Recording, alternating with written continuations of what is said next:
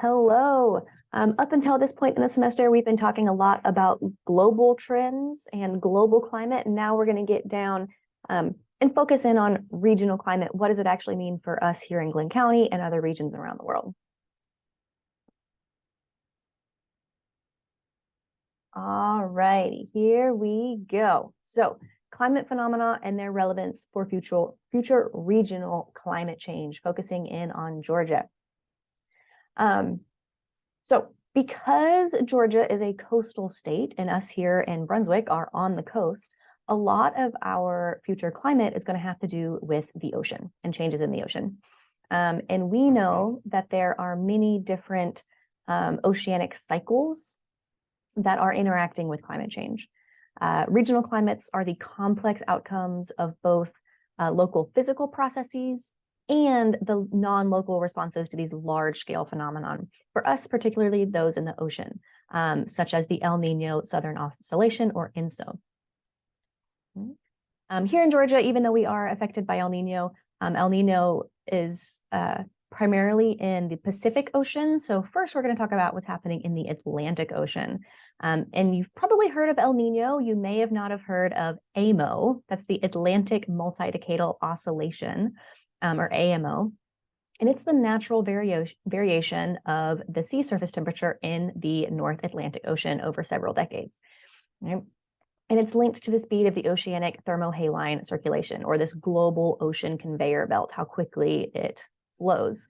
Now, this image is showing observations of temperature at the surface of the Atlantic Ocean, going all the way back to 1880. And you can see that there's just this natural 5-year cycle where every 5 years it gets colder, and then 5 years later it gets warmer, 5 years later it gets colder, 5 years later it gets warmer. Right? And this is just a natural cycle, has nothing to do with climate change.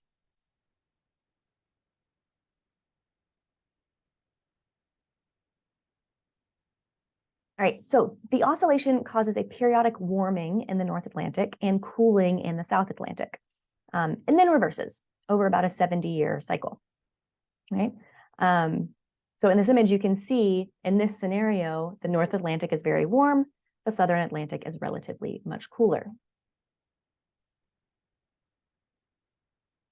Now, warmer temperatures in the North Atlantic, we call this the positive phase of AMO, lead to a lot of things. First, there's more hurricane activity where we're at. We know that hurricanes are caused by or fueled by really warm water. So the warmer the water is in our ocean, the more hurricane activity there's going to be, or the larger hurricane activity there's going to be. It also contributes to drier conditions in North America in places that are already dry, right? We know that amplified water cycle doesn't just increase rain where it's rainy, it also decreases rain where it's already wet. And this did contribute to the 1930s Dust Bowl. We expect there to be wetter summers in Northern Europe. There's going to be heavy rainfall in the African Sahel.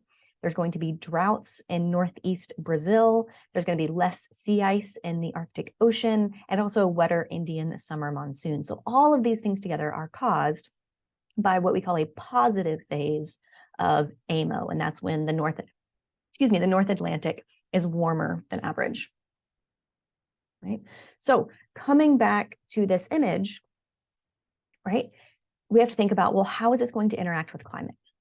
And multiple lines of evidence from paleo reconstructions and model simulations indicate that the Atlantic multi-decadal oscillation is not likely to change its behavior in the future as mean climate changes, right? So as the overall global temperature is increasing, this cycle of warmer, colder, we don't expect to change, right? It'll just be imprinted on top of overall warmer temperatures. Now this gets to the tricky part, right? So notice, if you look at this figure, notice that water temperature in the North Atlantic has warmed since about 1980, right? The last negative cool phase peaked around 1980, and since then it has transitioned into a positive warm phase. And this is totally natural, right? This is not associated with climate change or global warming. So if there's this natural cycle, and we're seeing that since the 1980s, the North Atlantic Ocean temperature has warmed, well, how can we distinguish that from global warming, right? How can we look at a trend in global warming? Say we put out a buoy in the ocean back in the 1980s, and we've been looking at its temperature, and over time we're seeing that temperature increase. Well, how do we know that temperature increase is because of climate change and not just because of this normal cycle, right? There's a lot of ways for us to figure this out, and really the answer is just more data, right?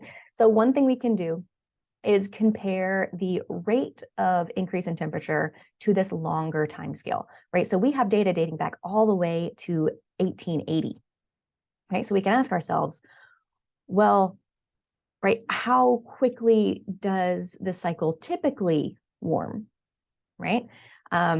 We've already recorded another cold cycle, and if you look at the rate of temperature increase from the cold cycle that was in the early 1900s, compared to the rate of temperature increase to the one we're seeing now, the one we're seeing now just seems like it's warming quicker, right? Now, that's only comparing it to one previous cold cycle, and this is just observations, right? So in order to make a more robust comparison, we would have to go back into the geologic record and interpret sea surface temperature that way, which we have, right? But we can compare the rate of increase following these negative cool phases and say, oh yes, like the one we're experiencing now, not only are we going into a warm phase naturally, the rate of warming seems to be significantly different than the rate of warming that we've seen in the past due to natural cycles. Okay. Another thing we could do is take data from all around the world, right? This is just showing the North Atlantic. So let's go to the South Atlantic and see if it's cooling at a quicker rate. Let's go to the Indian Ocean. Let's go to the Pacific Ocean. Let's go to the Arctic Ocean. Like, let's look at all of these oceans together. And that's one of the reasons that through time, we're able to better and better and better characterize and predict climate change, is because every new sensor we put out in a new location gives us more and more data that allows us to tease apart global changes from these more natural regional cycles.